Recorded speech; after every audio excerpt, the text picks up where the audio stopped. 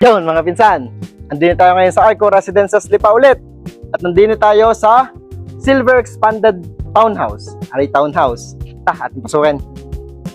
Mga pinsan, pagpasok natin din ay bubungad sa atin ang mahabang parking area. Yan. Wow! Atin tayo pumasok. Mga pinsan, ari ay Japanese inspired. Kaya ganyan ang kanyang yari. Ari ay may 42.5 square meter lot area. Okay? Yan, lawak no. Ang ganda. Mga pinsan, pasok tayo din Nandini ang ating laundry area. At ang pinakamaganda din ay nakatago ang banyo.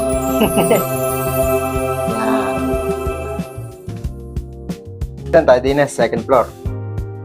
Din naman mga pinsan sa ating hagdanan, for first steps ay purong bato. 2, 3, 4. Yan, purong bato yung mga pinsan. Tas the rest ay hindi na bato. Okay? Okay, nabulol pa? Nabulol. Aray ko. Bakit tayo?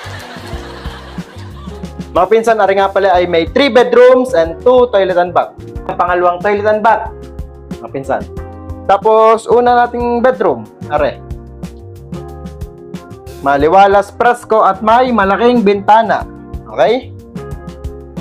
Yan, pinsan, laki ng bintana. Ganda. Maliwanag. Natural lighting. Dito tayo mga pinsan sa pangalawang kwarto. Sa pangalawang kwarto mga pinsan, meron ulit malawak na bintana. Presko, maganda ang lighting, natural. Tapos, pangatlong bedroom.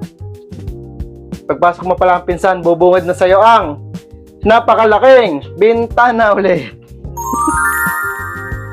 Yeah. Maliwalas, presko, natural, lighting. O mga pinsan, ulitin ko. Silver Expanded House, ari ay townhouse, din sa Arco Residences Lipa. Paano mga pinsan? Message na at tayo makasinsay na din